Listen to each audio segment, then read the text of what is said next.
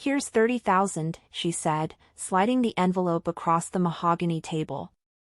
That's all you'll ever get. I looked at my daughter's hands.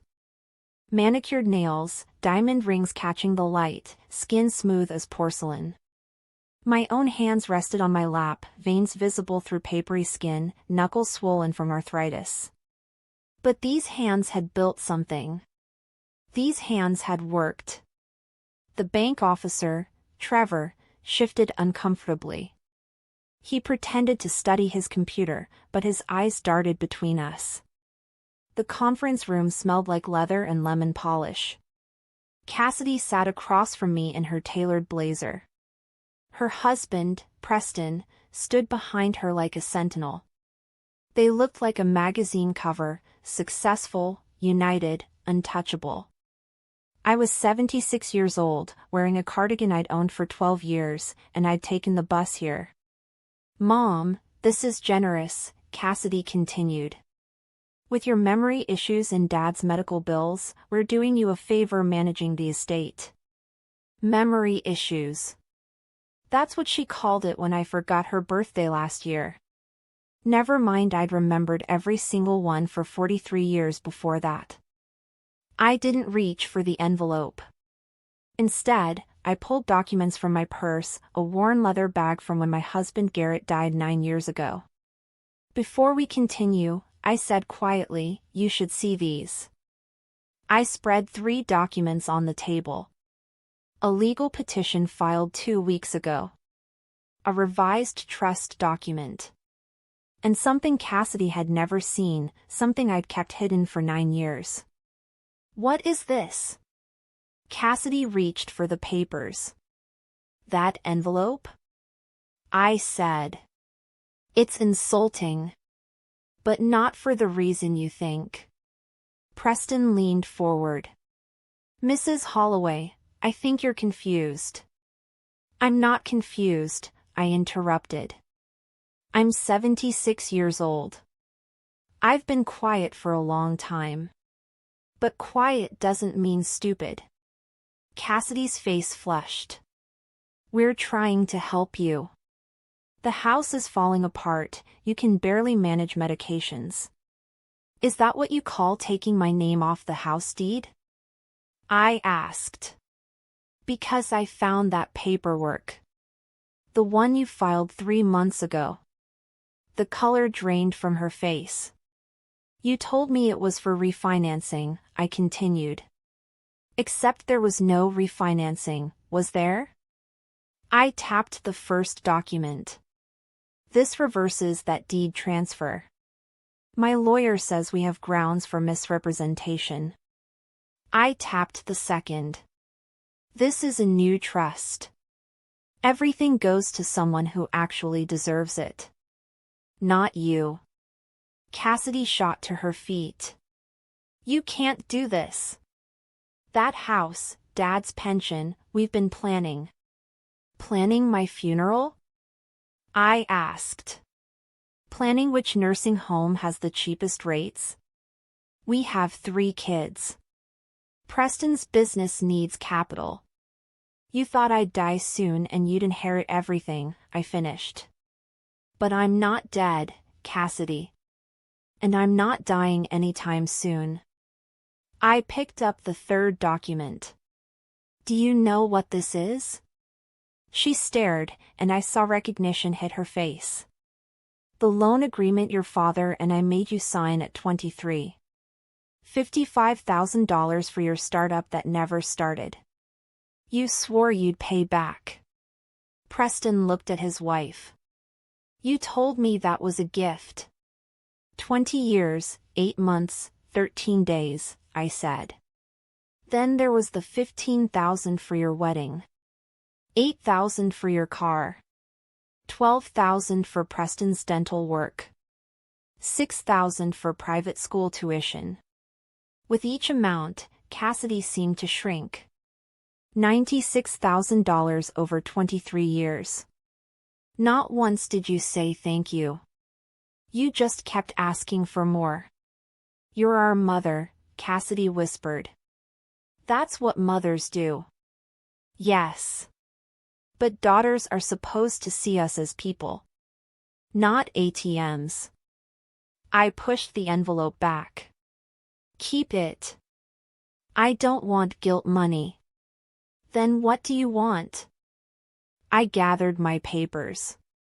I want you to know everything I worked for is going to someone who loved us for who we were, not what we could give. Who? I smiled.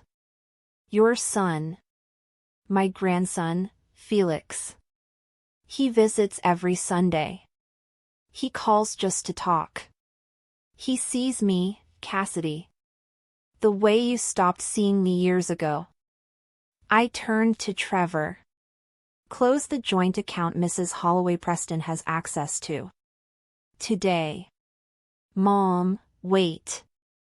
I'm done waiting. I've waited for you to care.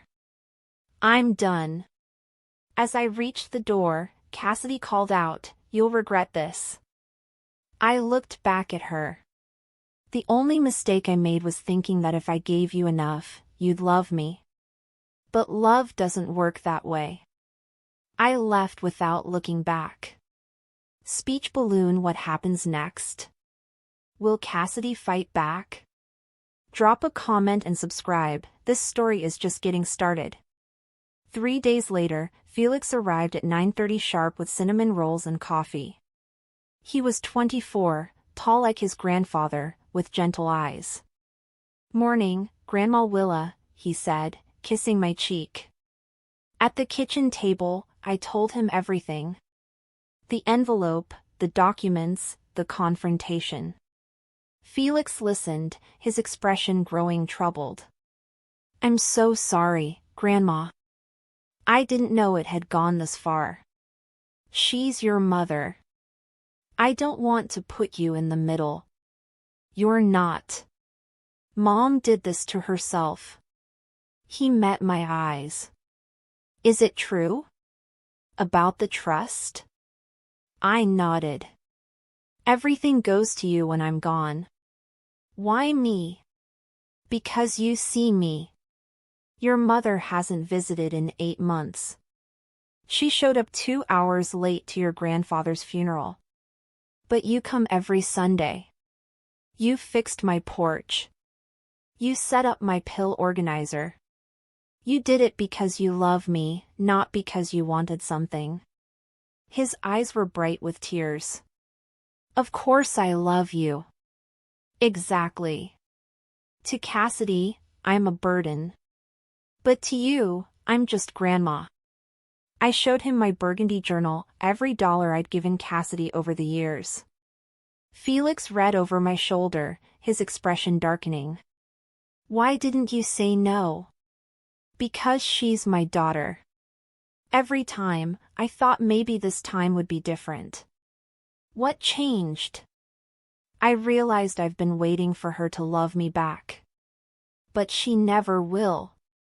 So I had to stop waiting. What happens when she finds out it's me? She'll be furious. She might cut you off from your sisters. Felix took my hand.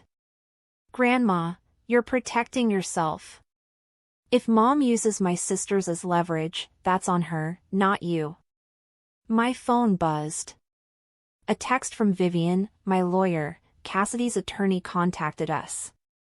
She's contesting the trust." I stared at the message, then looked at Felix. "She's not going quietly." "Then neither will we," he said firmly. Speech balloon. The battle begins. What would you do? Comment below and hit like. Chapter 3 is going to shock you. Vivian's office was bright and modern, not the intimidating law firm I'd expected. She was in her 50s with silver-streaked hair and reading glasses on a chain. Mrs. Holloway, Cassidy's attorney, sent a formal objection claiming undue influence, diminished capacity, and, she paused, elder abuse by Felix. The words hit like a slap. What? She's alleging Felix manipulated you. She's trying to have you declared mentally incompetent. The room tilted. Can she do that? She can try. You'll need a cognitive evaluation with Dr. Indira Kapoor. Second, document everything: emails, texts showing your relationship with both of them. Third, witness lists. What about the house deed? That's harder without written proof she lied about refinancing. But we can argue undue influence based on the pattern of exploitation. There's one more thing, Vivian said gently. Cassidy's willing to drop everything if you enter a care facility of her choosing and give her power of attorney. A nursing home. Where she could control everything until I died. Absolutely not, I said firmly. Vivian smiled. That's what I hoped you'd say. You're one of the most clear-minded clients I've ever had. When I got home, there was a car in my driveway. Cassidy was waiting on the porch. Mom, can we talk? Please. Against my judgment, I let her inside. This has gotten out of hand, she began. Do you know how much money we're talking about? The house is worth $500,000. With Dad's pension, we're looking at $800,000 total. I'm aware. That money should stay in the family. I'm your daughter. Why? I asked. Why is it supposed to go to you? Because that's how it works. Even when you treat me like an ATM? Even when you don't visit or call? I've been busy, Mom. You don't understand the pressure. When you were growing up, your father worked 60 hours a week. I cleaned houses on weekends. But we were never too busy for you. This is about you being manipulated by Felix. Felix has never asked for anything. Can you say the same? She opened her mouth, closed it. I kept records. In 5 years, you called me 32 times. 4 were just to say hello. The rest were requests for money. We needed that money. And I needed a daughter. I needed someone when I had pneumonia and couldn't get out of bed. I needed family when I was alone and scared. I didn't abandon you. Then where were you? My voice broke. You were my baby. I gave you everything. And somewhere, you stopped seeing me as a person and started seeing me as a resource. Cassidy was crying now. I love you, Mom. Do you? Or do you love what I can give you? The question hung between us. I do love you. But I also need that money. We're drowning. 3 months behind on mortgage. We were counting on me dying. Don't say it like that. That's the truth, isn't it? Then I said it. I have cancer. Stage 3 pancreatic. Diagnosed 6 weeks ago. Cassidy froze. What? 6 weeks I've known. Without treatment, 8 to 12 months. You didn't tell me? Why would I? So you could calculate how long you'd have to wait. That's cruel, Mom. She sank onto the couch. How bad is it? With treatment, maybe 2 years. Without it, less than a year. You're getting treatment, right? I'm considering my options. Considering? You have to fight this. So I can waste away while you wait to sell my house? She flinched. I would never. Then prove it. Drop the objection. Accept my decision. If you really love me, show me. Cassidy stared at me. I can't. We need that money too much. Then we have nothing more to discuss. Leave. At the door, she turned. When you're dying alone, don't blame me. You chose Felix over your own daughter. I'm not destroying anything. I'm just seeing what was destroyed long ago. After she left, I whispered to Garrett's photo. I'm sorry. I know you'd want me to forgive her. But I don't know how to fix someone who doesn't think they're broken. My phone buzzed. Felix, how'd the lawyer meeting go? It went well. Dinner Wednesday? Making pot roast. Wouldn't miss it. Love you, Grandma. For however long I had left, this house was still mine. And that had to be enough. Speech balloon. The cancer revelation changes everything. Would you fight it? Comment below and subscribe. The evaluation that changes everything is next. Dr. Indira Kapoor's office felt more like a living room than a medical space. She had kind eyes and an easy smile. Willa, I understand you're here for a cognitive capacity evaluation. How do you feel about your daughter challenging your competency? Heartbreaking and infuriating. I spent 43 years raising her, sacrificing for her. Now that I'm making a choice for myself, she's trying to have me declared incompetent. I told her everything, the years of support, the $96,000, the deed transfer, Felix's kindness, the cancer. For an hour, she ran tests. Memory exercises, problem-solving tasks, attention tests, abstract reasoning.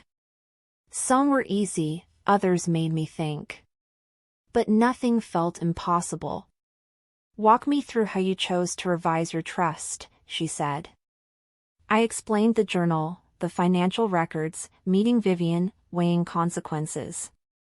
Did Felix pressure you? Never. He didn't know until after I'd decided. And the cancer treatment? I was going to refuse all treatment.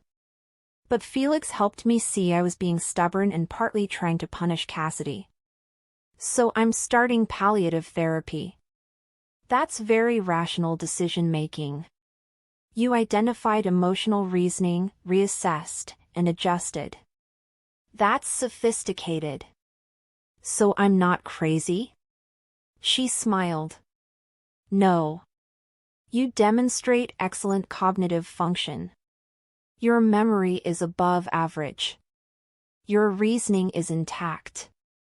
Your judgment is sound. Relief flooded through me.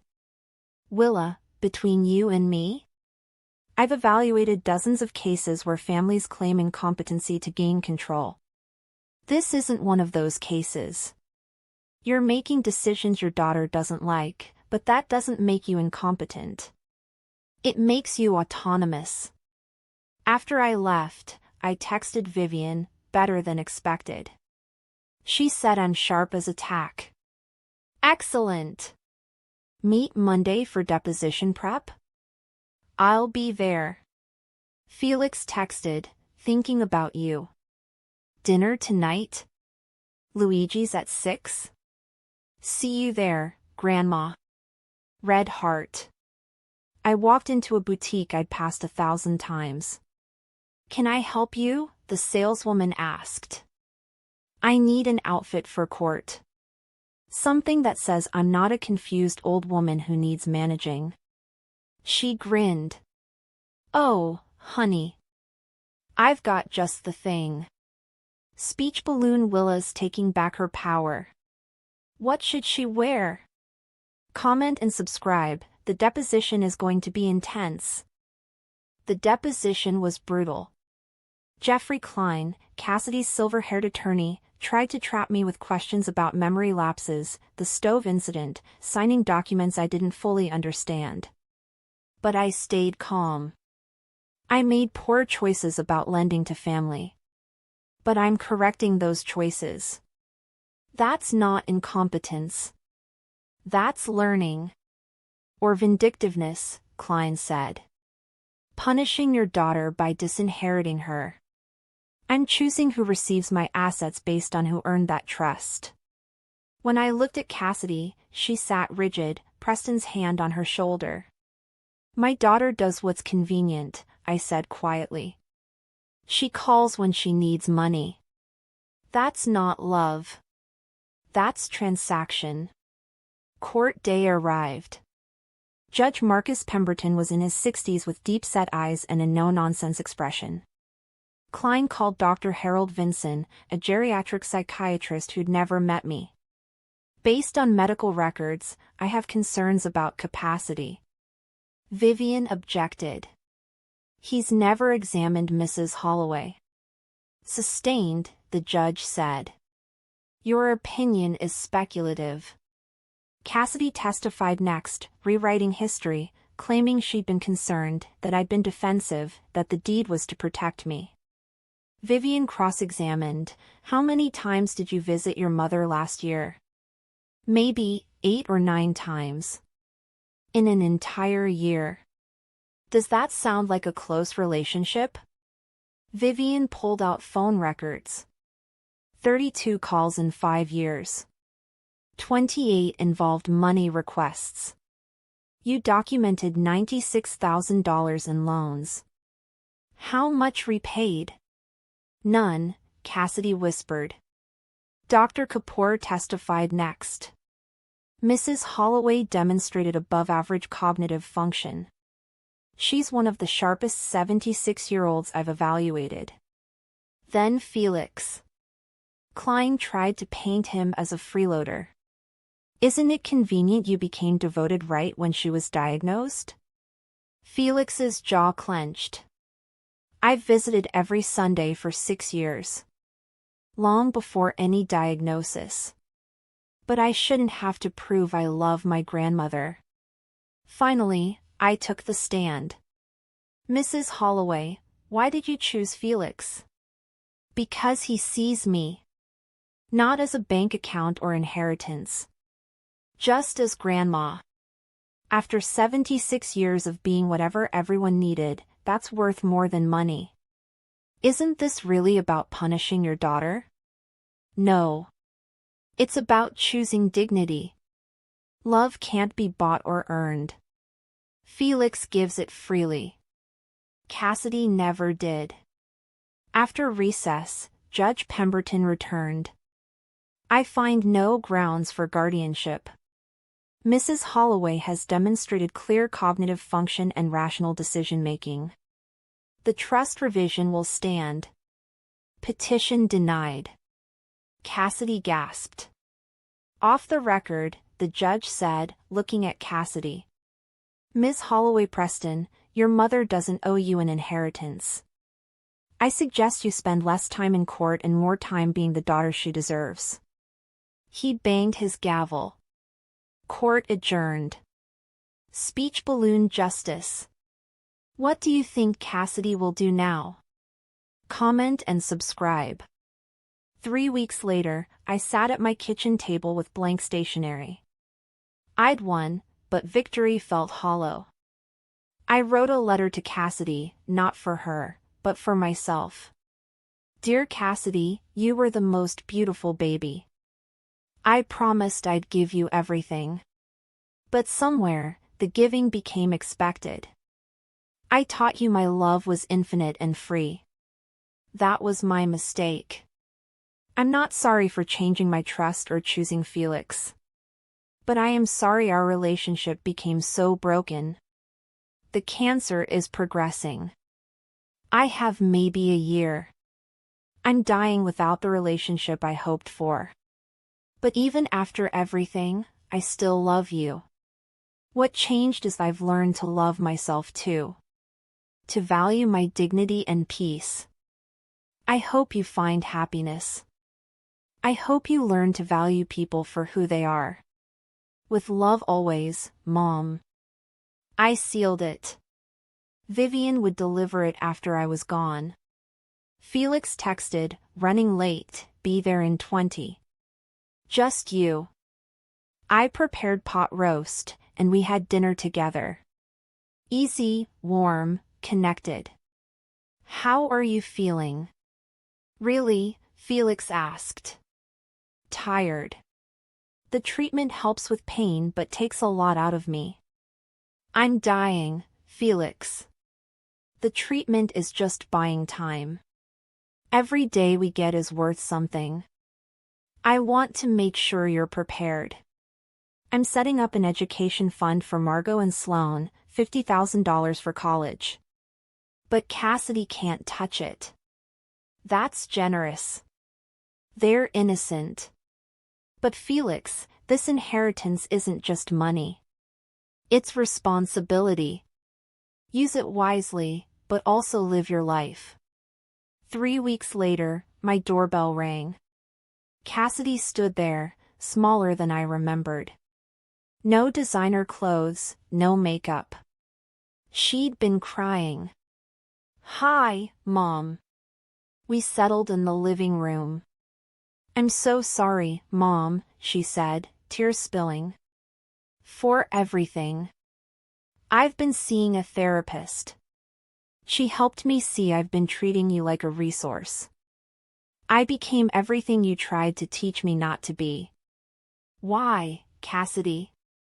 "I got older, life got harder, and I started seeing you as a safety net.